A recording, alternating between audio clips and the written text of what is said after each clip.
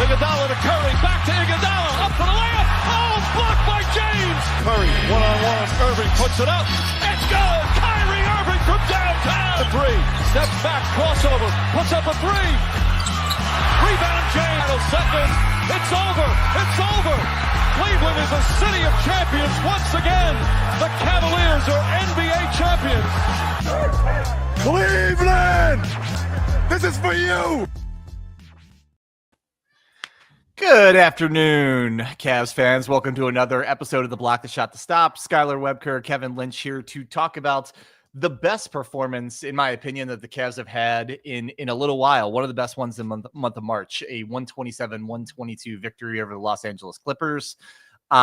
Pretty stark difference than the game Friday nights against Detroit in a lot of ways, not the least of which the officiating was very solid today, which is a nice change of pace.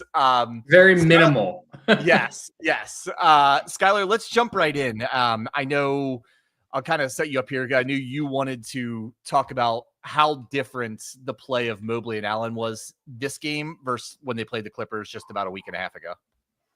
Yeah, I mean, when they played about a week and a half ago, what was it, their first game or second game on the West Coast swing?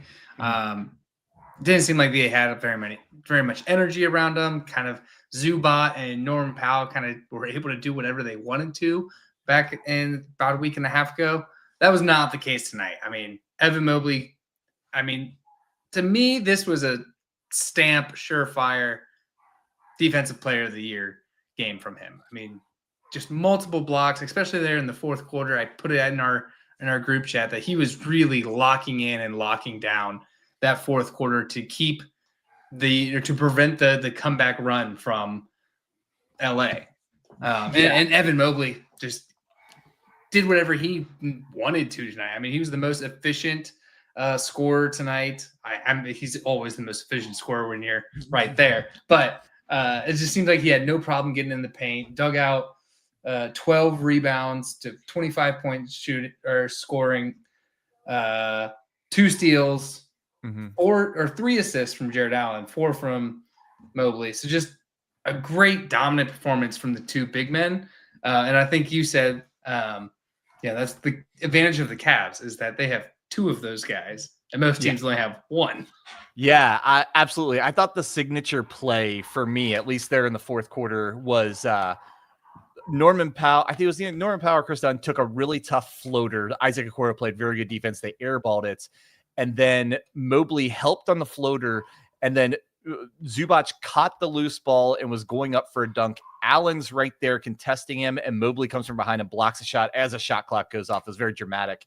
And I was like, that's the Cavs. That's because we have 2 guys, Allen, who is battling Zubac the whole time, and then Mobley, who can come over and help him out when needed, like an instance like that.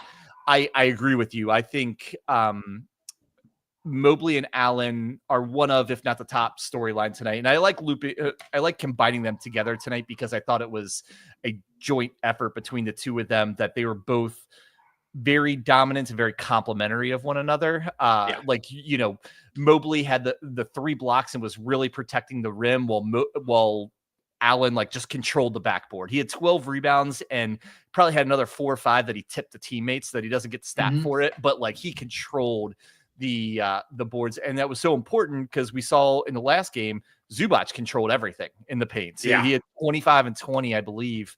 And frankly, it was probably one of the biggest examples of our big guys getting beat by another big guy all season. So I think there was emphasis coming into the game tonight. I thought, and you talked a lot about Mobley, who was fantastic, and Allen 11 for 12 from the field. I mean, it barely gets more efficient than that. And I thought they were so good in basically every facet of the game, offensively and defensively. And them, along with Donovan Mitchell, who we'll talk about in a minute, were kind of the reasons for the victory tonight. Yeah, and a victory, I would say we kind of need all these victories. Like I said, our magic number is down to 4. You'd love to get that, whether it's 4 Cavs wins or 2 Cavs wins, 2 Celtics losses, 4 Celtics losses. You'd like to get that wrapped up sooner rather than later.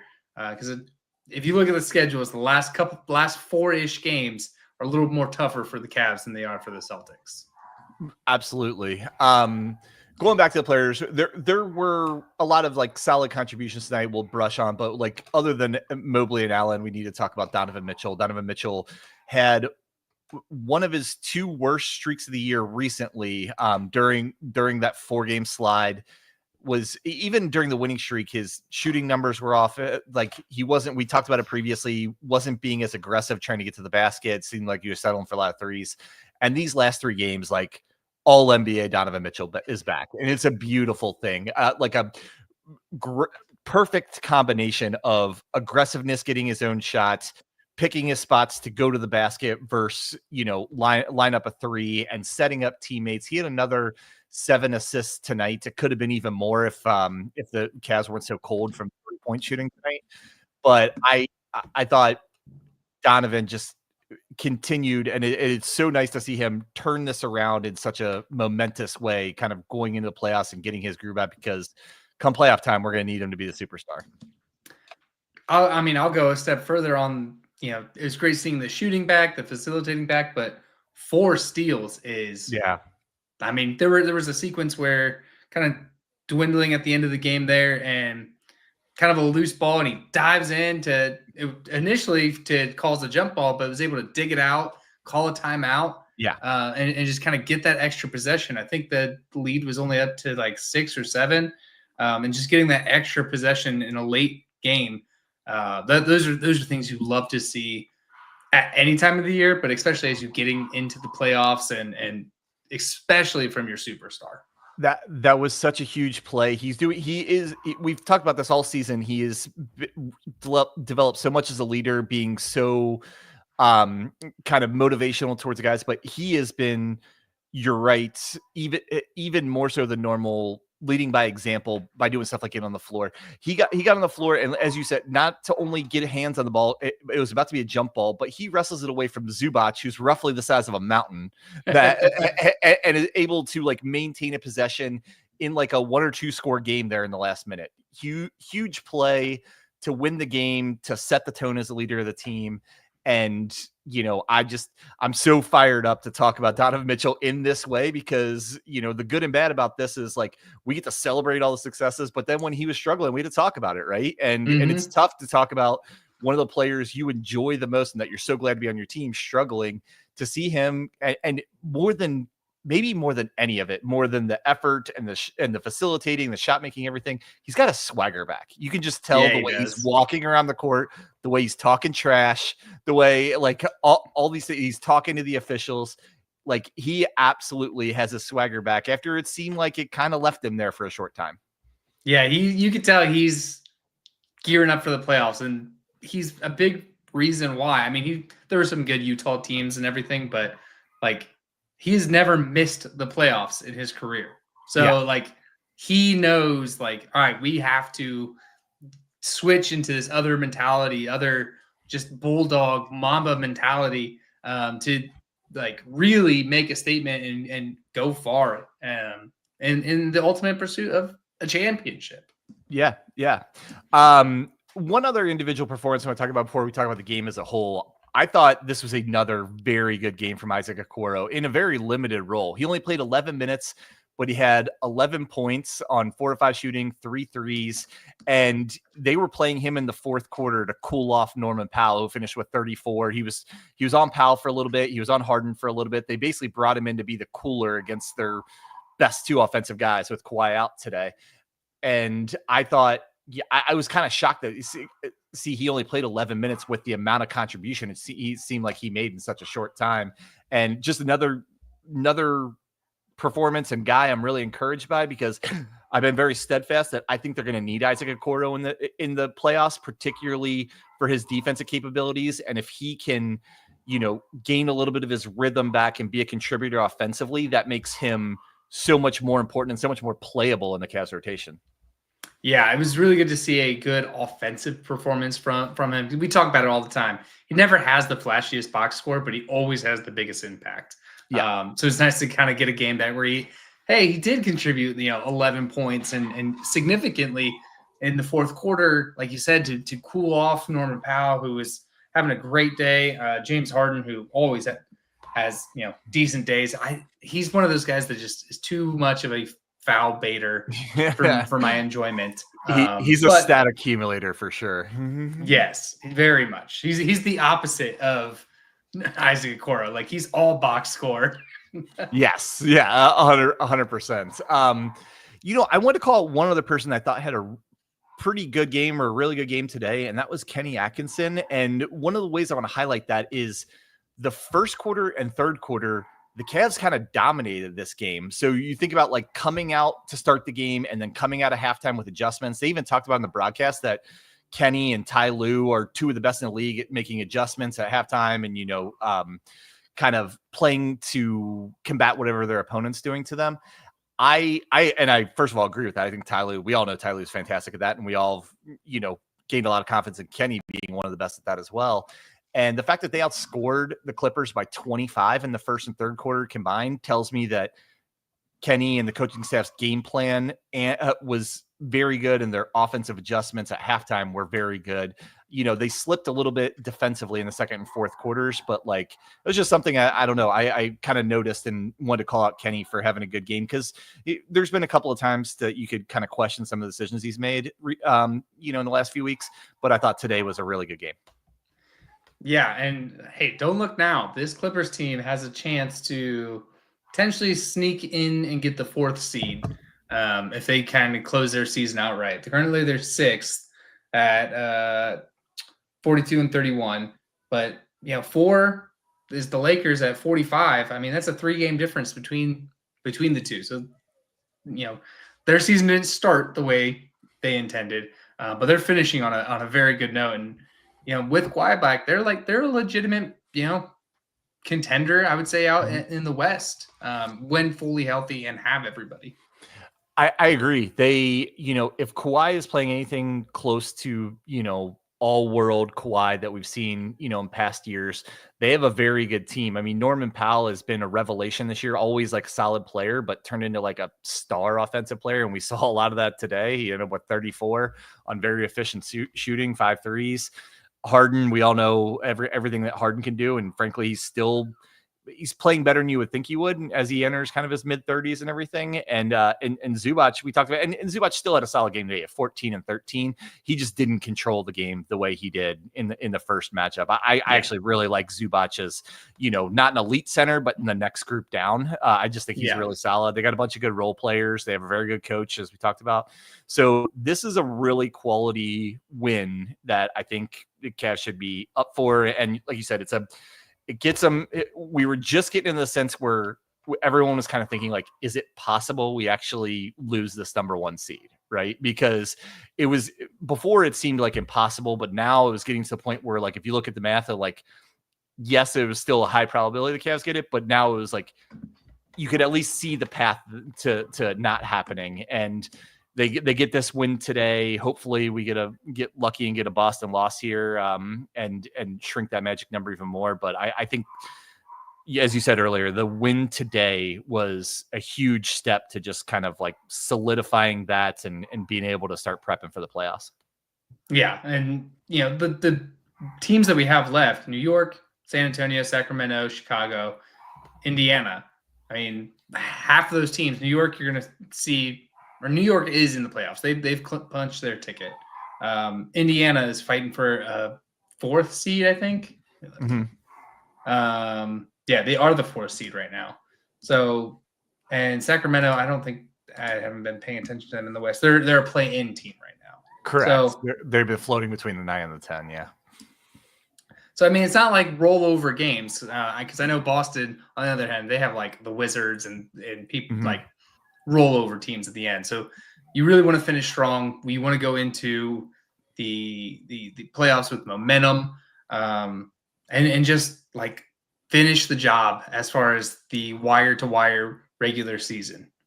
Yeah, I absolutely. I couldn't agree with that more. And we've talked about this month of March. This month of March being rough for the Cavs. We talked about it a lot on Friday's show. I want to put a little context around that. They were talking about this a lot in the broadcast, some of which I kind of knew, and some of it surprised me. they told us on the broadcast they haven't had a full practice on their home floor in 50 days because of the amount of games that they were playing, because of the amount of traveling they were doing. So it's wild to think that they're going to have their first team practice at home either tomorrow or Tuesday. I can't remember. Also, this is their first 2 days off, but without a game since March 11th. So 3 weeks they've been playing at least every other day, if not back to back.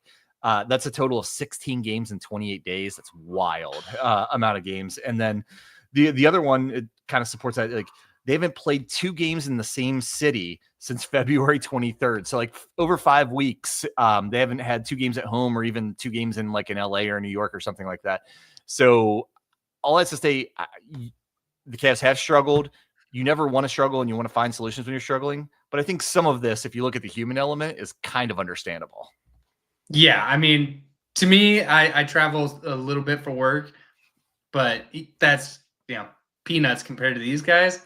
Mm-hmm. The kudos to them for just the amount of travel and staying in shape and just the wear and tear and attrition that the league and the travel aspect of the league takes on you. I mean, I don't think a lot of people put the human element into that, where it's like, oh, these guys are getting paid millions. Yeah, but they're also gone, all the time. Yes, I know. And I understand the concept that it's your job. You need to do your job, but you can do everything you can to try and do your job. And sometimes jet lag gets you. And sometimes you don't get a good night of sleep because the hotel bed stinks. And and so I think it's fair with the amount of, physical exertion it takes to play in the NBA. And then you kind of couple that with the amount of traveling they're doing and, never being away from home or being away from home this whole time and never, being able to be in the same city for more than a night or two. I think it's kind of understandable. And, as we're talking about the human element, just the fact that they've been so good all year, they just about had the 1 seed wrapped up. Like, it's human nature to just slightly take your foot off the gas or to just be a little fatigued and let that fatigue get to you, maybe not get the adrenaline going as much as you usually do.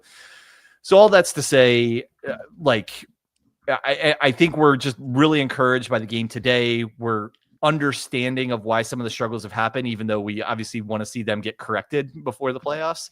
And I think today was a step in the direction, a very good step in the direction of let's get this thing going for the playoffs. Let's start humming again. Let's start flying around defensively. Let's start running the offense at a high level. And for the most part, they did that tonight. Yeah, it feels good for this, especially as, like you said, you feel like you're getting your swagger back. You're getting back to Cavs basketball, getting back to the rhythm that we've seen all year until this, travel stint. So it feels good to have that, and feels good to only have East Coast games for the rest of the season. Absolutely, especially for people who do a post game podcasts. So, yes. The one thing that didn't go quite as well tonight, or I guess a contrast, was the shooting between 2-point range and 3-point range. 3-point range was another game where they hit a low percentage and they also took a ton of them. They took 45 threes tonight, only hit 33%. They took 38 2-pointers and we're making those at a 67% clip. So I would have liked to see, if there's one criticism for the game, I would have liked to see them go to the basket a little bit more aggressively. I thought Mitchell did. I thought the big guys did. I think everyone else kind of settled for a lot of threes. You look down the box score, there's, I don't know, 7-8 guys that took at least 4 or 5 3-pointers. I mean, that's a lot of threes when you're only hitting 33% of them. So that's all to say. I think the 3-point shot is a huge element for this team and going to be a huge positive factor. I still think this team is best off playing inside out, playing with Donovan Mitchell, Darius Garland going downhill, feeding Mobley and Allen off of pick and rolls, and then getting kick out higher quality threes. I think some of tonight they were just missing them. I also think they were shooting some that were a little bit more difficult than they're used to shooting. Yeah, the 3-point shooting has been an issue as of late. I feel like they've been struggling after being at like 50% for most of the season. I feel like they're coming back down to the rest of the league. But I think the difference. I agree with your point in the sense of playing inside out. Going in for two, trying to draw a foul, kick out. I think if they get their 3-point shooting back, probably not within what they were most of the season, but if they can get closer to 40, 38, 40, 45%, that's the difference between narrow victories and blowing teams out. 100%. So for a lot of the season, the Cavs were the best team at 3-point shooting, and it wasn't that close. They were up over 41% for a good majority of the season. After today's game, they've dropped down to just over 38%. It's actually the first time they're not number one in the league in 3-point shooting in a while, and that kind of shows that them dropping 3 percentage points on 3-point shooting means that they've been shooting pretty below average most of the month, right? And so I think I'm in no way think the 3-point shooting 3-pointer should be taken out of their game plan by any means. I do think, as I said, they could be a little bit more aggressive about getting the ball to the basket, most importantly, getting high quality looks. I think there were more threes that were taken off the dribble tonight than there were in rhythm on a kick out. And I think like it's basically just an offensive adjustment. You just need to run the offense a little bit more efficiently where those threes are off catch and shoot when you have your feet set versus like having to kind of fire one up, off the dribble, off balance, things of that nature. So, alrighty. Well, any other thoughts on this game before we move on and talk about the Knicks on Wednesday night? Glad to be done with the West. Yes. I mean, I guess we still have San Antonio, but glad to be done playing the West. Yeah, I agree with you. So let's talk a little bit about Wednesday. The Knicks are obviously a team that the Cavs could potentially have to deal with in the playoffs. They've been solidly in the 3rd seed all year, although Indiana's closed the gap a little bit on them, but most likely they're going to end up in that 3 seed. Now they actually may have to play Milwaukee in the first round, the way things are shaping up. But the Knicks are, I think on paper, they're a team you would think the Cavs would have a tough matchup with their athleticism and length. But it's honestly a team that this year, and even some of last year, they handle pretty well. They play pretty well against them. Do you have any thoughts on maybe why that is, Skylar, that they would do so well against a team that like kind of has a lineup you would think would give the Cavs trouble? Defense and numbers. We've been joking about it all year. Tibbs doesn't even know he has a 6th man of the year because he doesn't let the 6th guy get off the bench. So I think it's the numbers. The Cavs is just deeper in all facets of the game, which you get guys out, they get breaks, come back in more fresh. They have the wherewithal to go 48 minutes, where I don't think New York has that. And then I think it's just the defense. I don't think New York is a very good defensive team. Now, I mean, every time we've seen them, they were missing Robinson. Yeah. So, but it's wild to me that and I remember talking to the guys from Big Nick Energy. Like, it just doesn't seem like Mitchell Robinson would be a guy that you're like holding all your hope in defensively. I mean, He is a good player, but 1, he's hurt all the time, and 2, it's not like he's some all-world player that you would think would completely change, their defensive makeup. I do find it interesting that they have 3 guys in Josh Hart, OG Anunoby, and Mikal Bridges, who you would think are high-level perimeter defenders. And you start out with having those 3 guys, and your defense is still like towards the bottom of the league. It's kind of wild to me, and shows how much teams kind of expose Cat not being able to protect the rim as much as a lot of centers can, and that they often go at Jalen Brunson and Miles Bridges, although both of those guys are out right now and most likely won't play Wednesday. At least I know Brunson's out. I'm not exactly sure what McBride's dealing with, but it's very ironic that a team coached by Tibbs with those three guys on the perimeter is such a poor defensive team. I don't really get it. Yeah, I mean, they've also been dealing with injuries a lot this season. I mean, I'm looking at the matchup predictor. They're predicting Brunson out, Kevin McCullough out, Mikal Bridges out, Cameron Payne out, and then Ariel out or Ariel. What? Yeah. So yeah, that's like all of they might have 6 guys to actually play. Yes. Yeah. So it'll be, but it's always, that said, it's always a good matchup. The Knicks obviously have a lot of talented players. They're a very high level team. They obviously are missing their star, as we said, Jalen Brunson right now, which should theoretically make things easier for the Cavs. But they're starting DeLon Wright, who's also a pretty good defender. So like they're going to have, I would be surprised. I was surprised that they have 4 good perimeter defenders going into this game, and then Karl-Anthony Towns at center. So I certainly think this team could present some problems for the Cavs, but the Cavs have played extremely well against the Knicks the last several times they've played. So definitely hoping for a similar kind of outcome on Wednesday night. And I'm just looking at the Knicks kind of magic numbers.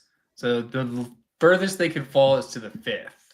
Yeah. They still have a 3-game gap there, a 4-game gap for the 4th, and a 4-game gap to lock in the 3rd. They can't reach the 2nd at all, and they can't reach the 1st at all. Yeah, and even with that possibility, they're pretty locked in. They're up 3.5 games with I'm sure they have about 8 games left, the same as the Cavs, and so you would think their playoff position is pretty locked up. Tibbs doesn't believe in rest at any time, so I would expect anybody that can walk will play on Wednesday night. But more than anything, I want to see the Cavs take this momentum from today.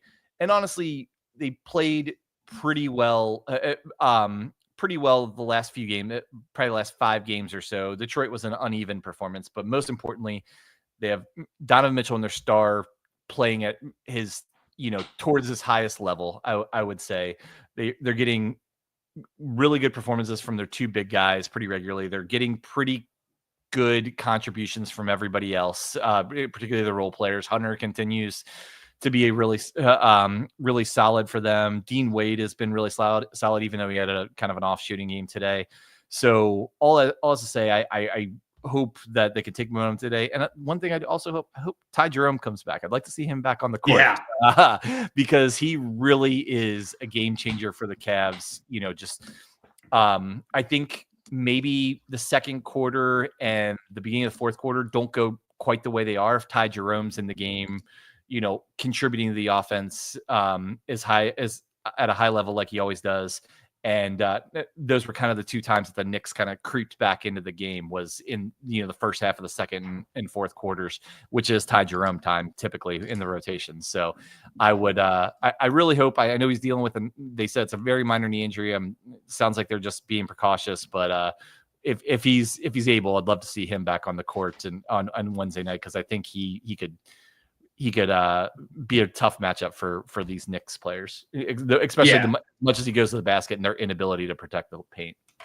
Yeah, and with it being a nationally broadcast game, you think he wants to be back for that one also.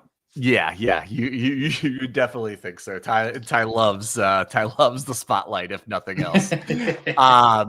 Well, with that, we can go ahead and wrap up here. I want to thank Blue Wire for letting us put this on. Thank the Cavs for making our Sunday a much better Sunday by getting a win today. Want to also wish good luck. I have not checked today, but I know it's a really close battle in our March Madness poll with a bunch of guys who aren't us. None of our polls are doing well, so we will not be winning any prizes. Not that we would have anyway. But yeah, wish everybody good luck. And as I said in the last broadcast, if you're going to be in that top 5 and eligible for a prize, please make sure you get a hold of us, DM us on any of the socials, and we'll get in contact with you, especially if you're going to be that grand prize winner and get to go to the Bulls Cavs game. Definitely jealous that you get to go to a game as well as the Bulls are playing. That could be a really good game. So Skylar, anything else before we get out of here? Not right now. All right. Well, thank you all as always for listening, and as always, Go Cavs.